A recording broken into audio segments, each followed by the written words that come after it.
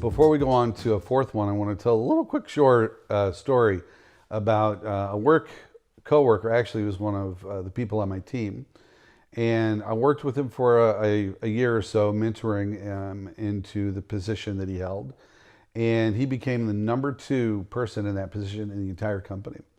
And he was winning trips that you couldn't even dream, even at a mid 6-figure income, you would not be able to pay for these type of trips. Extremely extravagant reward trips from our employer.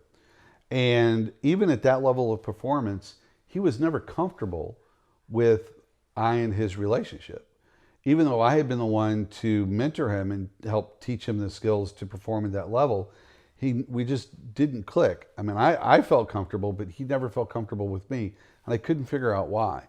Matter of fact, it was so bad that he was even concerned that if we had a reduce in force or a right-sizing the company, that he would be the one that would actually lose his position. And I couldn't understand it, and I tried everything. I told him he did a great job. I gave him gifts. I comped him vacation days. I did all these different things, and the one thing I didn't do was in the busy environment, at the type of business velocity that we have to function at today, I just didn't spend a lot of quality time with him. And so one day I said, that is the last language that I have not tried. And I set an entire day aside for him to do a quarterly review, which normally takes about an hour. And we just spent the entire day together talking about, work and different strategies and whatnot that he could continue to increase in during the work. But what I did was I rented 2 water bikes. We were over on the east coast of Florida, and I rented 2 water bikes. And at the end of the day, we went out and just cut up the waves and just had a blast. Came back to the poolside bar and just talked about anything except for work. And to this day, because I learned that his language of affection, or affirmation rather, was time. And until I spent time with him, he never felt comfortable with me. But to this day, he's one of the few high-performing people that I have surrounded myself with, one of my true success stories in corporate America, that sends me notes on Christmas, sends me notes on my birthday, and just periodically throughout the year. How are you doing? How are things going? And, we don't even work together anymore. But that one day of connection made all the difference in the world to him. Now, why is this important? This is critical if you're going to lead into the next generation.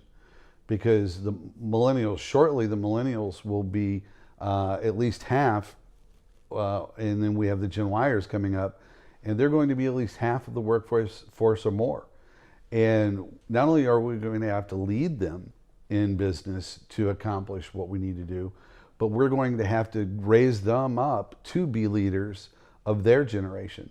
And if we want to continue to have success over the next 10, 20, 30, 40 years in the business environment in the United States and abroad, we've got to have the same epiphany that you will never connect with a millennial generation until you understand how to talk to them and connect at that emotional level, that level of affirmation, and learn their language. This is just a short segment that we do in our leadership training.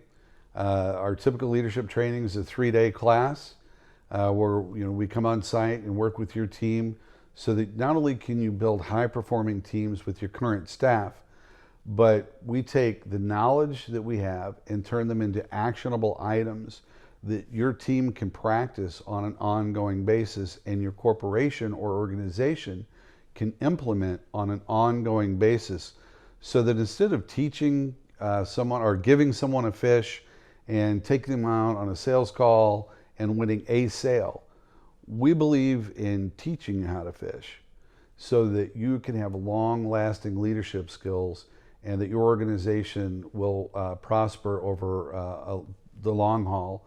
And again, many of the techniques that we teach in our leadership class are directly applicable to your work-life balance at home as well, and being a leader in your personal life. So hopefully we'll get an opportunity to meet face-to-face at some point, hopefully sooner than later. And again, I appreciate your time. This is Greg Bushman, and thank you. Have a great day.